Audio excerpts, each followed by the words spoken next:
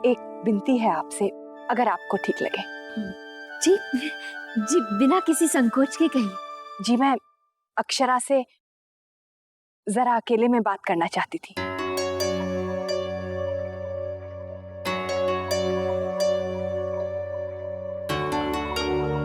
अगर आपको एतराज ना हो तो।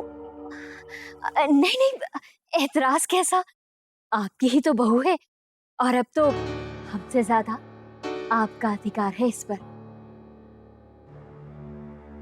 बेटा ऊपर ले जाओ कमरे में।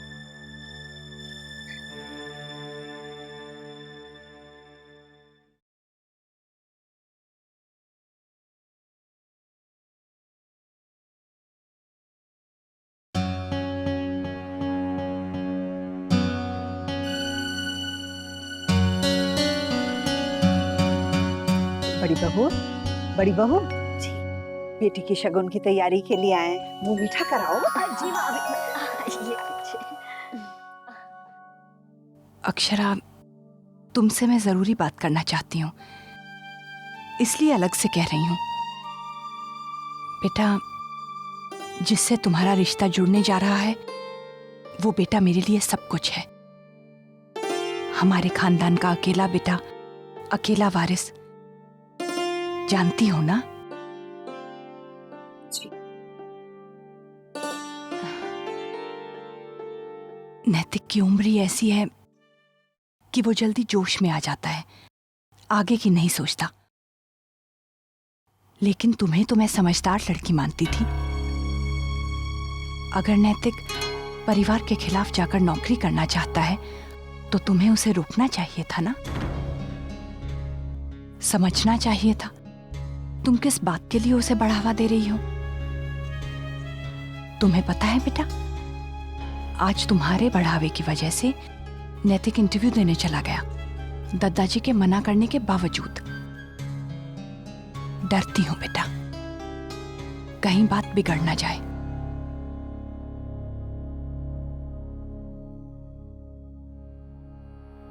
सास हूं, बड़ी हूं तुमसे, इसलिए समझा रही हूं।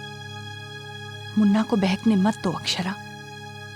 कोई ऐसी गलती मत कर बैठना कि परिवार वालों को लगे कि बहू बेटे को परिवार के खिलाफ भड़का रही है।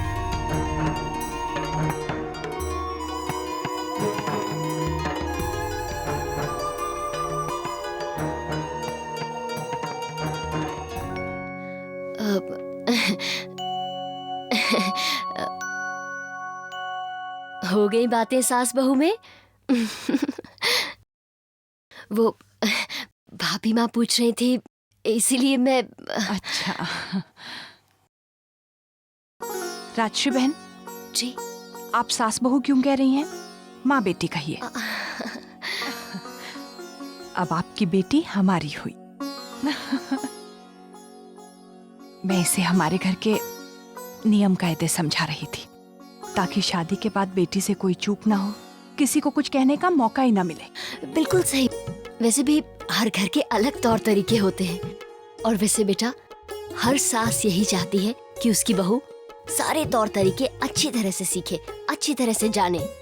माँ ने भी मुझे अक्षरा की दादी ने बहुत समझाया था। अब तो हमें बस उस दिन का इंतजार है जब अक्षरा बहू बनके हमारे घर आएगी, घर की रौनक बनके। हमें भी अब चलना चाहिए, कितनी तैयारियां बाकी हैं। हमारे घर भी यही स्थिति चल रही है। मैं देखती हूँ भाभी माँ को क्या चाहिए। जी, मैं बस अभी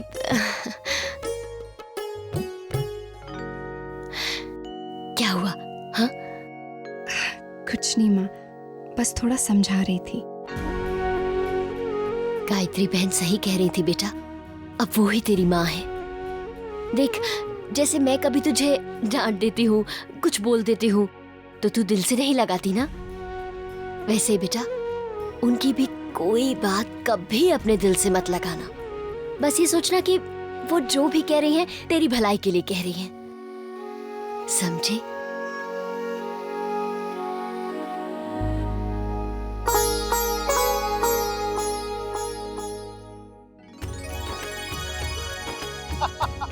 अग्रवाल जी, हमारे इकलौते बेटे की सगाई है, आपको आना होगा और आशीर्वाद देना होगा, वरना सगाई संपन्न कैसे होगी? समझ गया ना? ये है कि सारा काम सलीके से होना चाहिए। अरे इतने सारे मेहमान आ रहे हैं हवाई जहाज से, गाड़ियां चाहिए होंगी कि ना? हाँ देख, हमारे पास टाइम बहुत कम है, जल्दी करना जो भी करे। हाँ जल्दी कर। भाभी माँ आ गए आप लोग।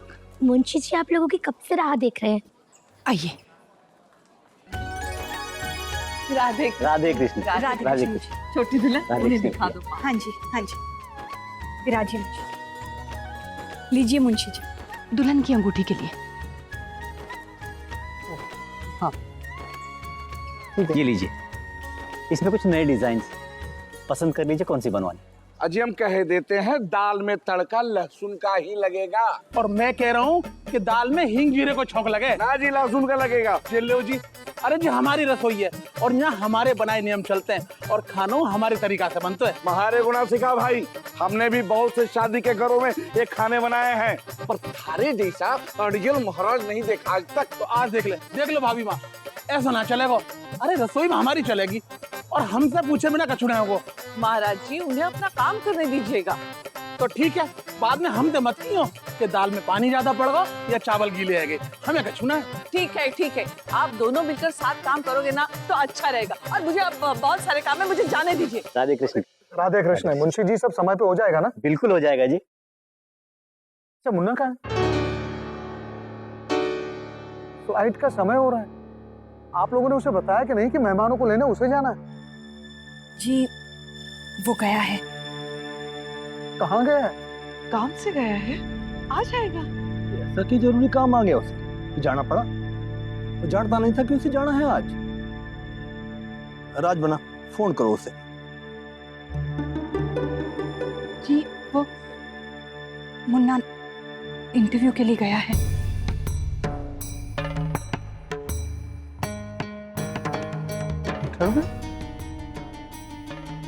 और आपने उसे जाने दिया? रोकने की कोशिश की थी पर वो रुका ना। राज बना, ये मान रखा है बड़ों का। नहीं दादाजी आप फिक्र ना करें, मैं उसे समझा दूंगा। ये समझाएगा राज बना, ये समझाएगा। पैर पड़ेगा उसके जिसका दिमाग ही आसमान पे हो। अब तो उसे तभी अकल आवेगी जब औंधे मुंह जमीन पे गिरेगा। राज बना, ये तो तुम भी जानो हो कि नौकरी में सिंहासन न मिले है बैठने को। जब अपने मालिक की चार गालियां सुनेगा ना, तभी होश ठिकाने आवेंगे उसके। देखिए अब जो हो गया सो हो गया। मेहमानों का आने का समय हो रहा है, ड्राइवर के साथ किसी और को भेज देंगे। किसे भेजेंगे? और पहचाने का कौन मेहमानों को? अरे जाने को तो मैं भी चला जाता, पर यहाँ सारे लोगों को बुलाया हुआ प्रबंधक के लिए, उसका क्या? काश भगवान ने और एक बेटा दिया होता। लो दिया तो है।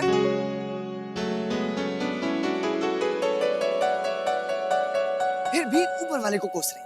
चल शैतान। बताइए सगाई के क्या क्या काम है मेरे लिए?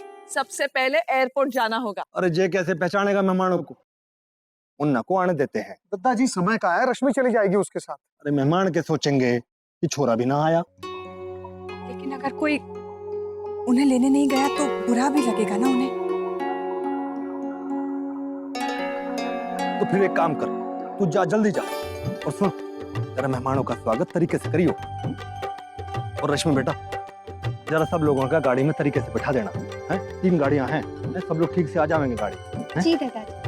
तो सूरत के देखो हो मेरी, जाओ ना, जाओ।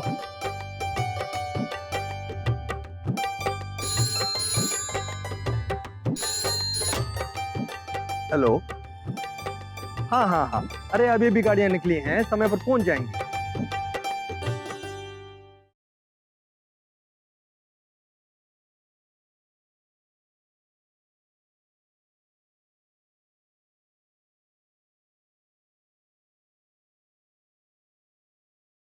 मिस्टर सिंघानिया, आपका रिज्यूमे तो बहुत इंप्रेसिव है। काफी होनहार स्टूडेंट रहे हैं आप। Always a topper. Good. Thank you sir.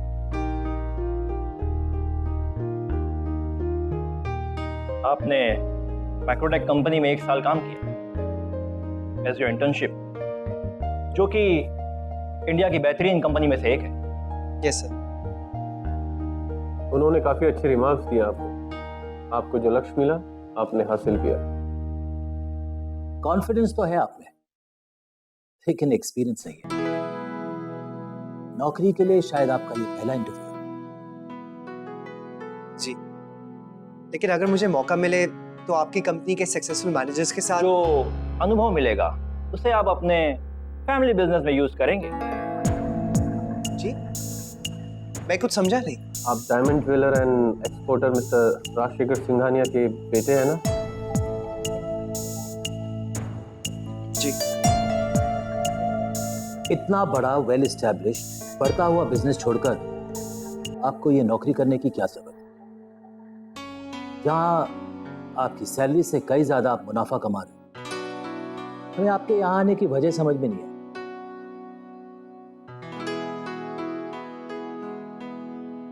आपके सवाल में ही मेरा जवाब है। मैं मिस्टर सिंघानिया का इकलौता बेटा हूं। हमारा अपना बिजनेस है, लेकिन ये सब मैंने हासिल नहीं किया। ये सब मुझे विरासत में मिला है। एक बने बनाए बिजनेस को आगे बढ़ाने में, एक मशहूर बिजनेस का हिस्सा बनने में मुझे कोई चैलेंज नहीं दिखाई देता। सर, मैं खुद अपनी पहचान बनाना चाहता हूं। कुछ कर दिखाने का जज्बा है मुझ में।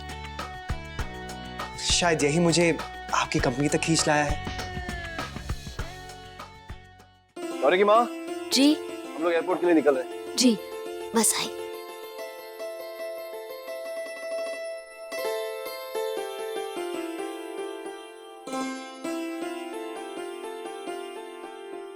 आप कुछ भूल रही हैं।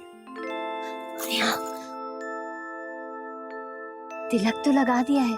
तिलक तो लगा दिया है, प्रसाद देना भूल गई।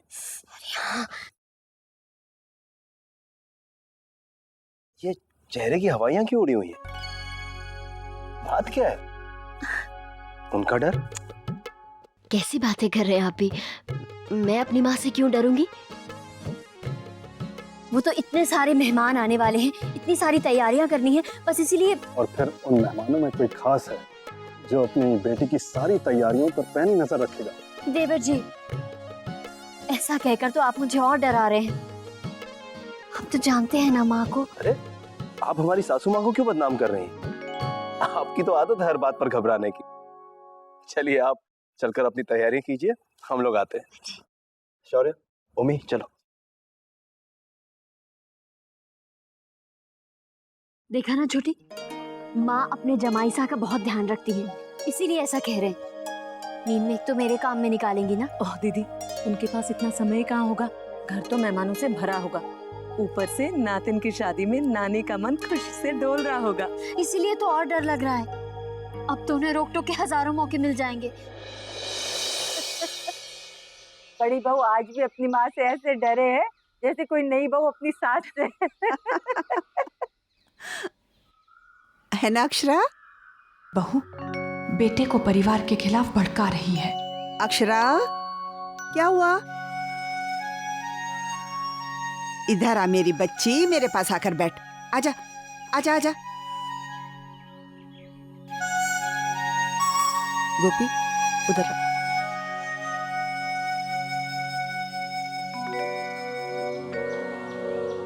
क्या सोच रही है तू? हाँ? दादी, सब लोग कहते हैं ना कि शादी के बाद सास माँ बन जाती है। क्या ये सच है?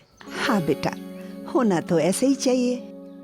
बेटा, कई बार देखा है, सास माँ तो बन जाती है, लेकिन बहू की माँ बनते हुए बहुत कम देखा है, अलावा हमारे सिखाने के। गोपी, ऐसा कुछ भी नहीं है बेटा। एक दूसरे को समझने में वक्त लगता है। और फिर अपनी बेटी जिसे आपने पाला पोसा है, वो एक अलग तरह से जुड़ी होती है। और बहू अपने संस्कार लेकर, अपनी माँ की सोच में ढलकर ससुराल में आती है। तो फिर सास बहू में थोड़ा बहुत तो तकरार होगा ही। बेटा, रिश्ते बनने में थोड़ा समय लगता ही है। याद है सिटाने, जब बड़ी बहू ने करवा चौथ रखने की जिद की थी और तुमने मना किया था, कितना बड़ा हंगामा हो गया था। अरे वो हंगामा भला कभी मैं भूल सकती हूँ? क्या हुआ था गोपी दादी? कुछ नहीं, तेरे शौर्य दादू के समय की बात है। तेरी माँ ने करवा चौथ रखने की जिद पकड़ ली और तेरी दादी ने मना कर दिया, बस। अरे बेटा, एक तो राजश्री गर्भवती, ऊपर से उसकी तबीयत ठीक नहीं रहती थी, वो ब्लड प्रेशर से परेशान। तो मैंने सोचा कि ऐसी हालत में व्रत रखने की क्या जरूरत है। बड़ी बहू को तो बुरा लगा ही था। उसको तुम्हारी नानी आ धमकी और बोली मारी छोरी तो व्रत रखेगी। फिर बेटा बात इतनी बढ़ गई कि विशंबर ने कहा कि मेरी बीवी का व्रत रखने का तो सवाल ही पैदा नहीं होता। दोनों मियाँ बीबी के बीच तनाव पैदा हो गया था। बात तो बहुत आगे बढ़ जाती। ये तो भगवान का लाख लाख शुक्र है कि डॉक्टर साहब ने आकर दोनों को खूब समझाया और डांटा भी, तब जाकर किस्सा खत्म हुआ। पर नानी ने ऐसा क्यों किया? असल में उनके लिए रीति रिवाज ही सब कुछ है, उसी नजरिए से वो सब कुछ देखती हैं। पर बेटा मैं वही करती हूँ जो मुझे सही लगे। रिवाज निभाओ और निभाने में अगर कोई अड़चने पैदा हो तो फिर थोड़ा बहुत अपने को बदल लो। बेटा बड़ी बहू भी धीरे धीरे ही समझी थी कि उनकी सास उनकी माँ से कितनी अलग है। और अब देख बेटा, हम दोनों के बीच कोई गलतफहमी नहीं। हाँ हाँ, आने दो अपनी समधन को, फिर देखती हूँ कितनी खटपट होती है। नहीं नहीं गोपी, अब क्या? खटका तो लगा है तुम्हारे मन में।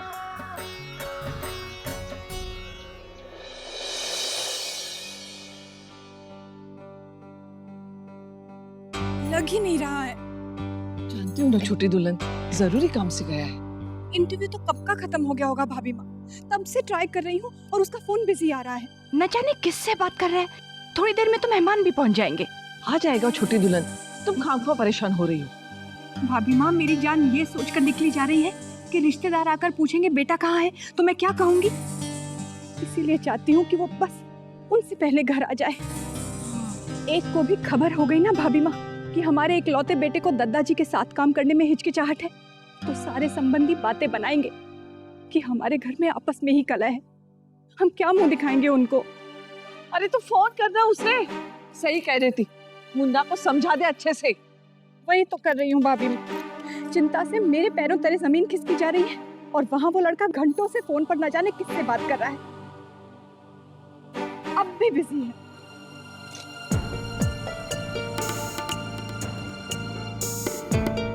वही होगी। अरे कौन? ओहो, क्या कह रहे हो? मुझे कुछ सुनाई नहीं दे रहा है। ड्राइव कर रहा हूँ, ऐसी भी क्या जरूरी बात है। ओके ओके रुको, साइड में तो गाड़ी खड़ी कर दे दो। अब बताओ क्या कह रही थी? दादा आपने इतनी देर कर दी, दादाजी गुस्से में हैं। जानता हूँ। क्या जानते हैं? आपको सारे रिश्तेदारों को लेने एयरपोर्ट आना था ना, बस आप जल्दी से आ जाइए, जहाँ भी है सीधे यहाँ। मैं बात कर। अच्छा सुन, जान प्यारी है ना तो जल्द से जल्द एयरपोर्ट पहुंच जा, जब तक मैं और रश्मि अपना संभाल रहे हैं। अच्छा सुन, तेरा इंटरव्यू कैसा हुआ? वैसे तो ठीक, पर पता नहीं। अच्छा वो सब बातें बाद में करेंगे। तेरे ससुराल वाले भी यहाँ आए हुए हैं, तेरे बारे में पूछ रहे थे। फिलहाल मैंने और रश्मि ने बहाना बना दिया है, पर तू जल्दी आ जा। और सुन, उड़ के मत आना क्योंकि अक्षरा जी नहीं आई हुई है। आता हूँ। आ रहा है, चले।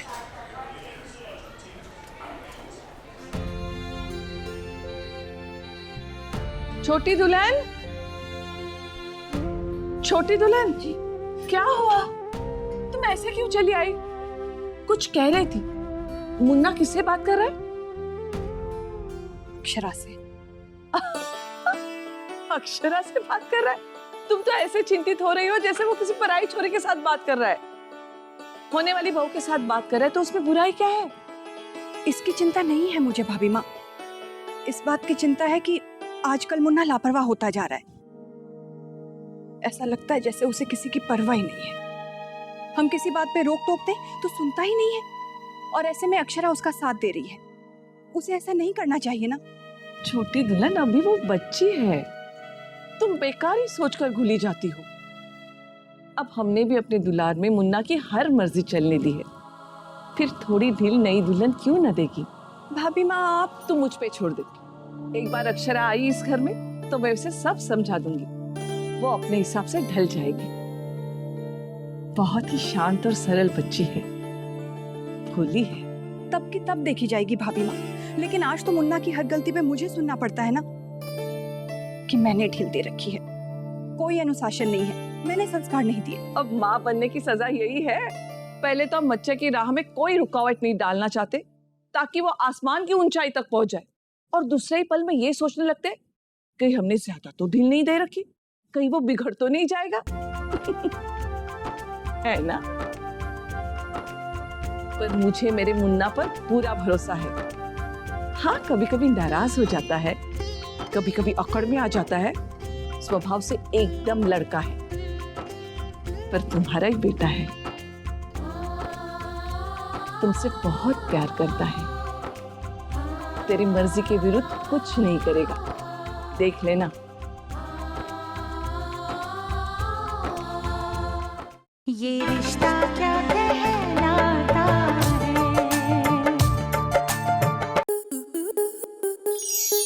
आपके मनोरंजन पर अब नहीं लगेगा कोई ब्रेक। स्टार प्लस के बेहतरीन शोज देखने के लिए लाइक, शेयर और सब्सक्राइब करें स्टार प्लस यूट्यूब पेज को।